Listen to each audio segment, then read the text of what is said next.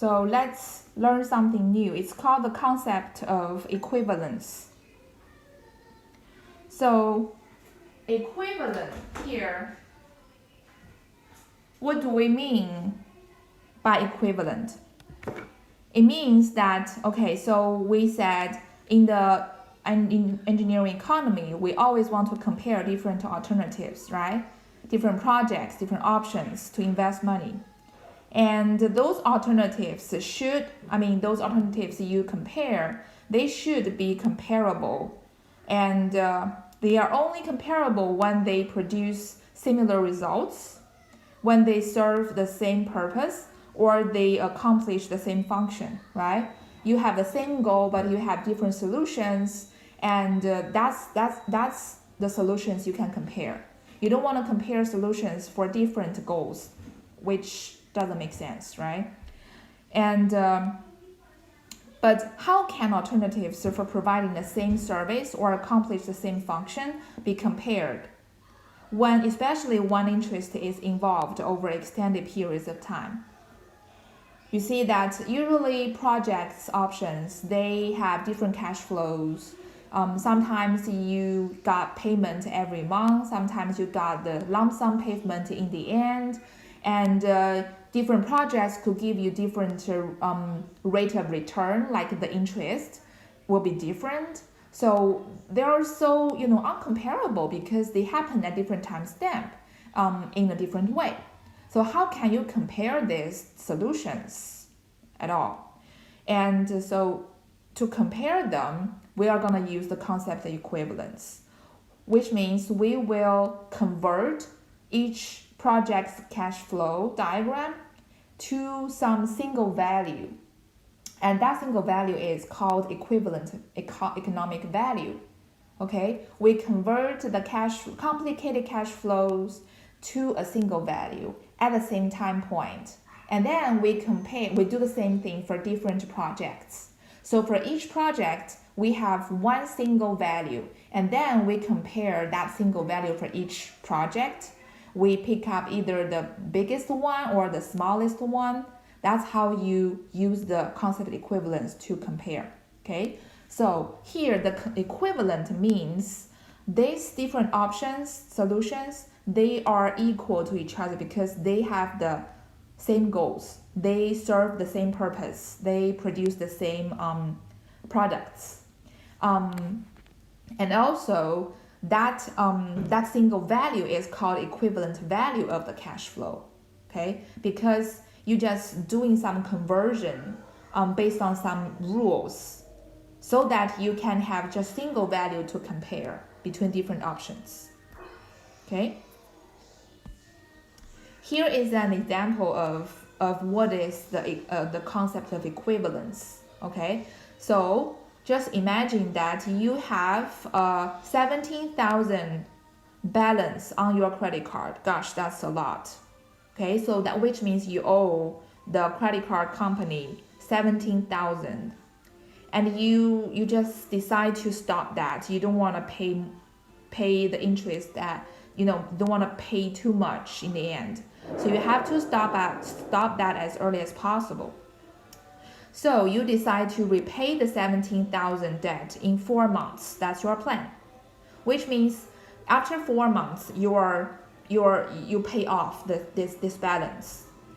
Okay, and you know that the interest rate used by the credit card company is 1% every month. So every month if you don't pay off, then you will be charged like some amount as the interest, and that interest is based on the interest rate of 1%. Okay, so every month the company will calculate that interest. So you have 3 options to pay off. Here, your goal or the purpose of these cash flows will be to pay off that $17,000. Okay, which makes these 3 options equivalent options, comparable options, because they are doing the same job. They pay off that debt, but there are different cash flows. So the first option is you pay the interest of 170 for the first 3 months, and then you pay a lump sum of 17,170 at the end of the 4th month. So right now you don't have to worry about how you figure out these numbers, but you just need to know by doing this at the end of the 4th month, you will be the debt will be paid off. And so we can just draw a cash flow diagram to describe this. So you have a horizontal line, your time scale, and then you have 0, you have 1, that's the end of the 1st month, 2, the end of the 2nd month, 3, the end of the 3rd month, and 4, the end of the 4th month, because that's your plan. You want to pay back in 4th month. And you pay interest of 170 for the first 3 months. So we want to draw this from your perspective.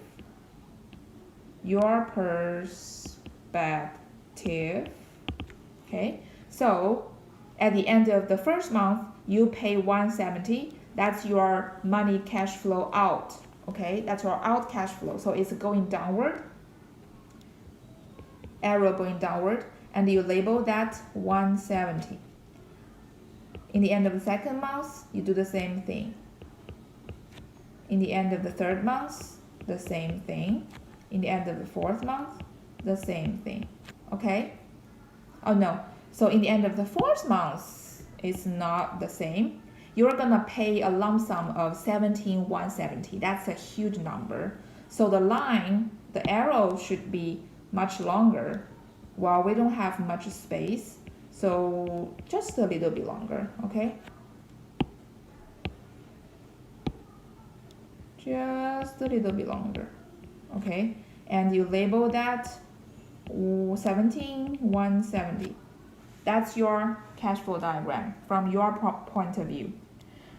And the option number 2 is you pay equal amount of 4,357.1 US dollars at the end of every month for 4 months. In the end, you pay it off.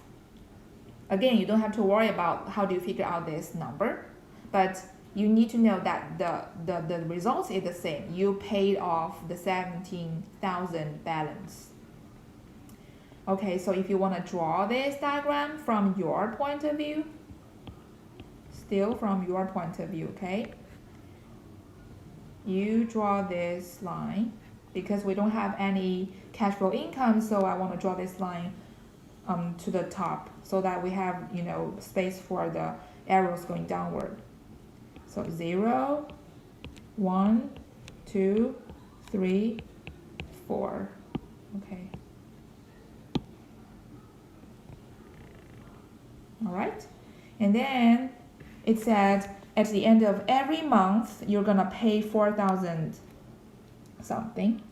So that's the money goes out from your pocket. That's your cash flow going out. So it's downward, okay? And you label that number 4,357.1. Again, 4,357.1. Again, 4,357.1. Do that again because it said at the end of every month for 4 months. So you do that again at the end of the 4th month. In the end, you pay off the debt. That's the second option. And the third option is you don't pay anything during that 4 months, but at the end of the 4th month, you're gonna pay a lump sum. Okay, so we also draw this from your point of view. Timeline 0, 1, 2, 3, 4. You'd pay nothing in the 1st month, 2nd month, 3rd month, but you have to pay a lot at the end of the 4th month. So that's a long arrowhead going downward.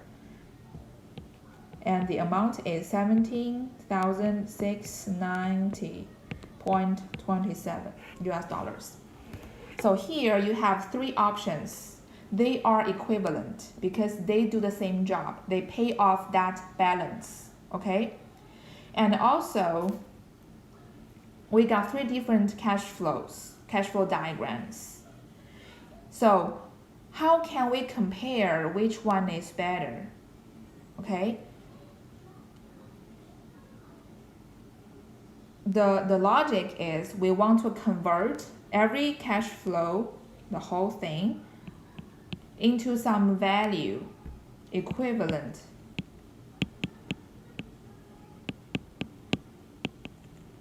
Which means that value will, represent the cash flow. And we convert each cash flow into that single value. They could be different, they could be the same, right? And then you just need to compare these three values. And then you can pick out the one option you like. Okay, that's why we need to learn the concept of equivalence, and that's how we compare different options.